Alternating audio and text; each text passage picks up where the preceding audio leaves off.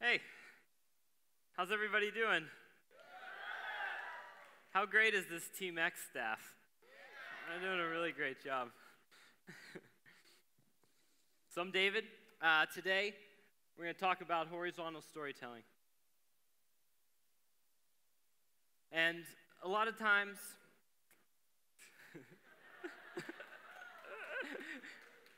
when you're waiting for an Uber and you're outside, you have a moment. And you can choose how to spend that however you want to spend it. And a lot of times what people will do is they'll get out their phone, they'll look around, and they'll end up on the Facebook news feed. And maybe they'll see a picture that their crazy aunt shared. Or maybe they'll see a marriage announcement from an old high school friend. Or maybe they'll see a suggested page that they should probably like because their second cousin likes Pokemon Go. And are these really the stories that matter to us?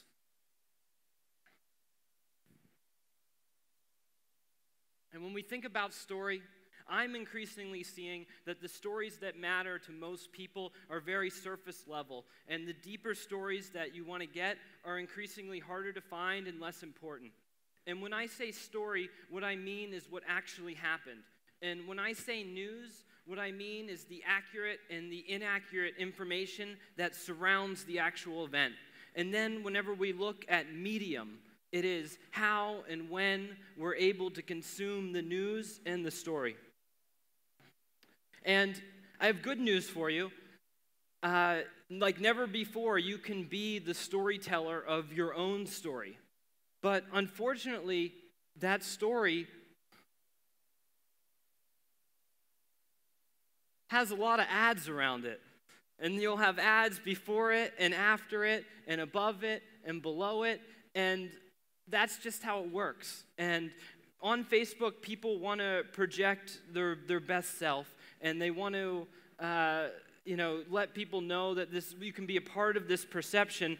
And we should be so fortunate to be able to post our bikini pictures and our selfies and our family photos, because it wasn't so long ago that you couldn't, and the right to publish and broadcast to many people was a right of the privileged and the select few. So I want to talk about how death can be news for a moment. And it starts with storytelling is what unites all of us. It's the human experience, and nothing exists in a vacuum. And as we start looking around, it's how we make sense of everything. It's how we connect the dots. It's how our brains are actually function. We're actually evolved that whenever we see a data point, we start telling a story about it. And we start to create this narration of what's going on and why it's happening, and we'll make things into characters, and we'll base characters on people we've met before in our real life, and it's just what we do as people. And every time something happens, we have to ask ourselves, what actually happened? What does it mean to us? And then how does it affect me? I used to be a newspaper reporter once upon a time. And when I started as a newspaper reporter, I was the low man on the totem pole, and I got a lot of jobs that weren't reporting. And this is just what it's like when you enter the field.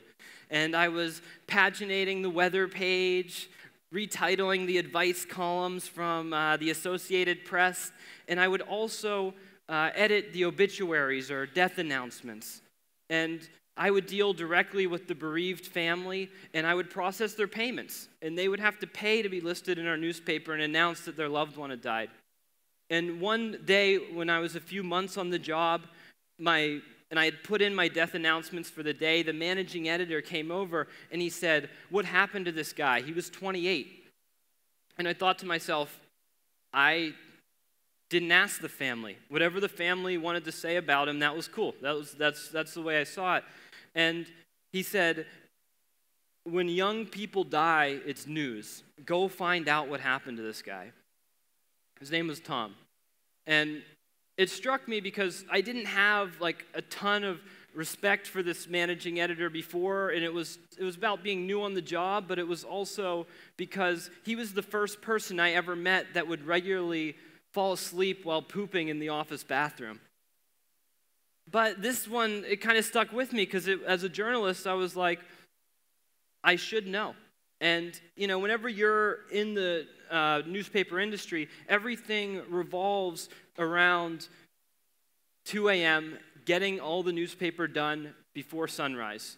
And that's the story that happened. So I called the police, I called his friends, and I found out he died in a motorbike accident. Nothing too, outlandish or surprising for Middle America. It's just, that's how he died, and we reported it in the local news section. And then at the end of the local news article, it linked to his obituary, and in his obituary, you could read the story that his family said. And that's how Tom's story lives on today. Now, the idea I want to share with you is how vertical stories have become horizontal stories. And it starts with this. How did the internet change as a medium how stories are consumed? And I want to leave you or help you with this comparison where the distribution of stories used to be like rivers, and now it's like water everywhere, and it just splatters everywhere.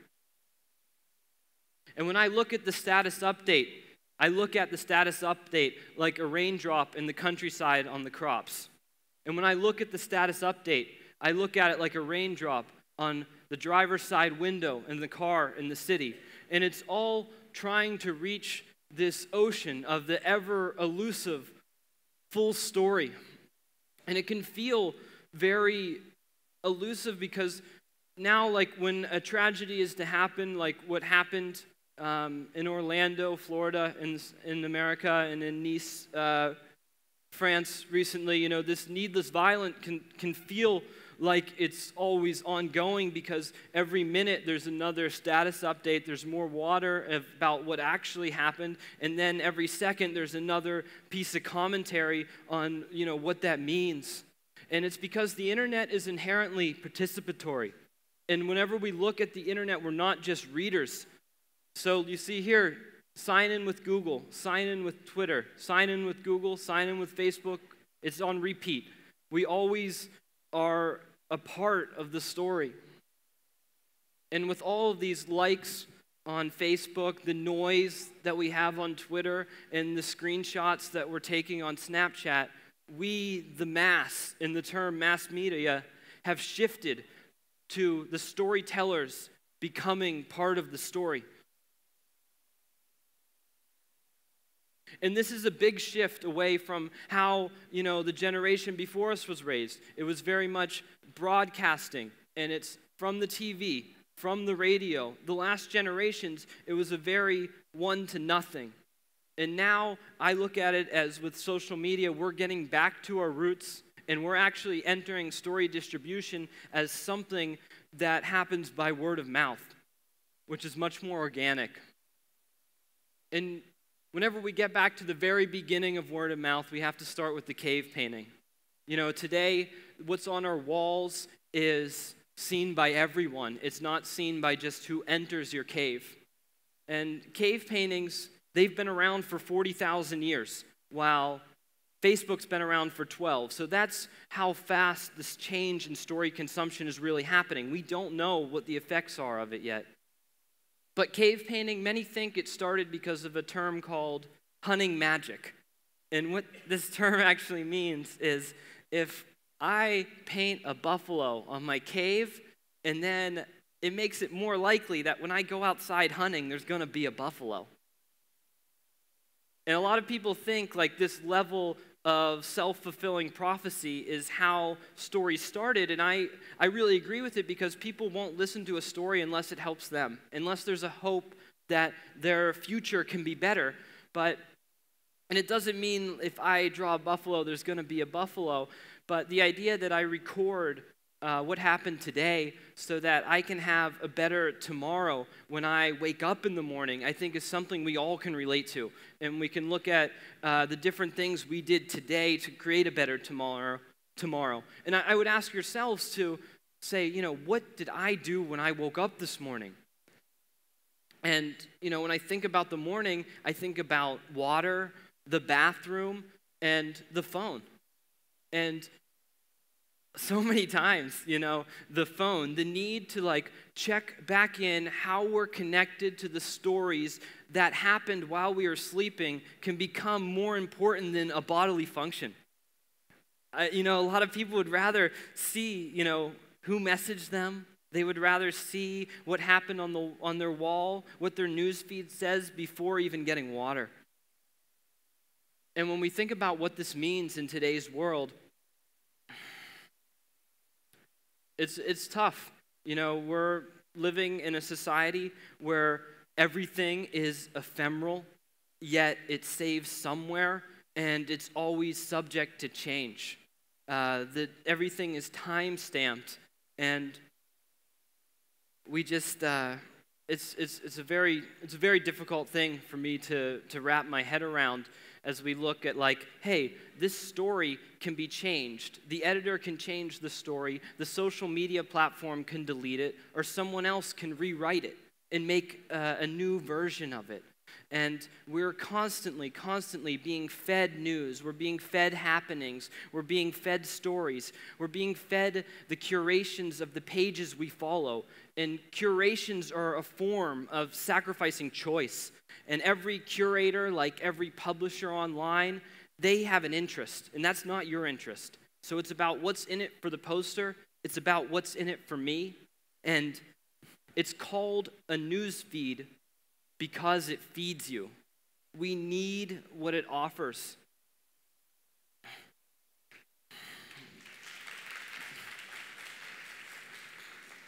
And as we look around about what we see and how we consume it, it's just like this guy here as we're looking around. We become it. As we look around and we consume everything, we're waiting for our Uber, and we look at our news feed. We are consumed by it. We become it. As we look around, we consume it. And this is why I'm looking at it as the horizontal generation and the horizontal storytelling. Everything is much easier to look at as a headline, and we prefer headlines to articles. We prefer reviews to books. We prefer pictures to letters. And when we see a ... on Facebook of a headline, we don't even have the time or the whereabout to go click through and read a whole headline, let alone an article. And at the same time, we're consuming more content than anyone has ever consumed. This generation, the amount that we are actually reading and listening a day is crazy. And yet we have no time for the depth of any single story. And whenever the next headline comes upon us, how are we actually going to be able to place its context in history? How do we understand the gravity of what we're dealing with? Just a few weeks ago in America, you're looking at police officers in Dallas being killed, and you have Fox News going around saying it's a lone gunman. You have the activists of Black Lives Matters saying that it's an organized crime, and you have the public not knowing anything and just sitting there. And when we look at how the news is being given to us, how algorithms are forcing what we decide, news is shared in two ways. It's shared by how viral it is and the interest of the platform. And that's how news is shared. And then both of those things are very valid ways to populate a news feed. But they are both inherently flawed. And we've seen this flaw. This was Facebook's solution to the flaw. Get every story that there could possibly be is grouped into these 7 reactions. And this is how I got this far in a talk about modern communication and finally brought up the emoji, which I'm very excited about. But it's a really trivial endeavor to go out and say we can group every reaction to every story into these 7 things. And Facebook admitted it was a very trivial endeavor because they hired 700 people to monitor like lab rats and check how they interacted with the feed and how good it was matching to their own personal interests. So I ask you to consider the platform's interest versus your own.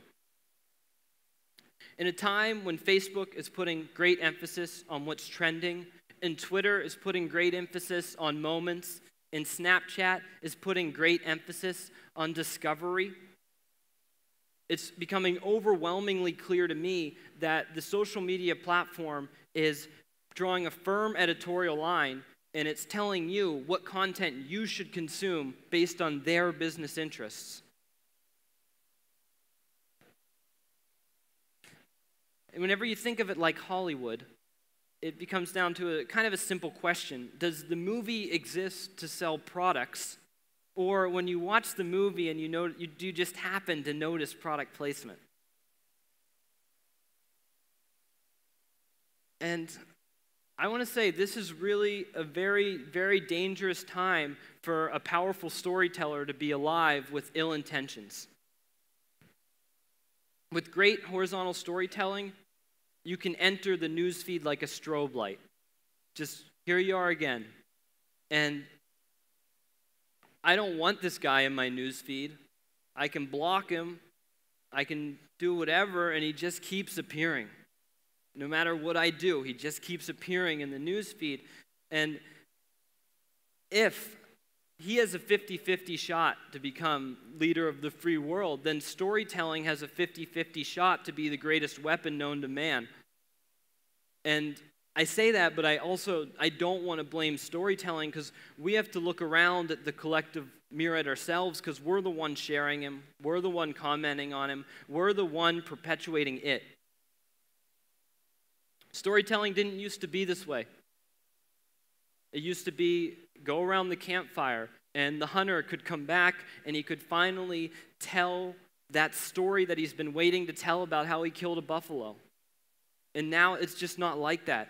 It's about constant updates. It's about flash marketing, re-entering the news feed, and these updates that are very simple to comprehend, and they just keep seeping into our minds. Over time, this is what it takes to tell a story. I mean, look at Kanye.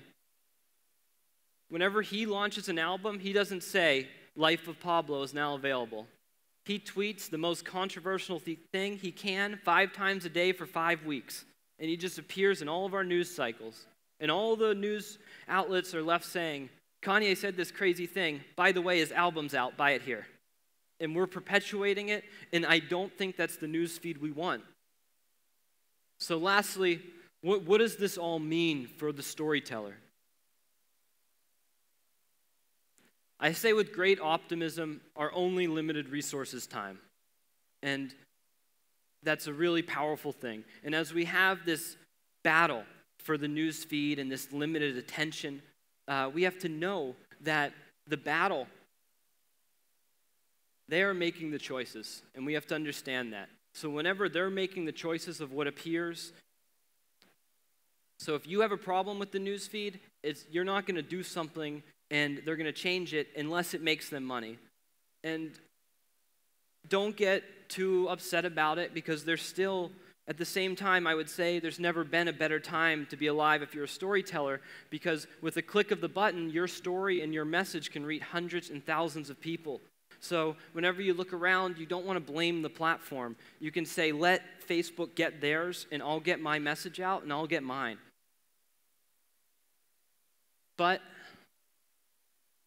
as you look around, and when you leave here and you open your phone again, and you're scrolling down, and you see that next post, ask yourself, why is this in my personal space? But with all that, if I have to be advertised upon to reach the people like you and the communities that I want to reach, so be the future of media. I will continue to share where people consume.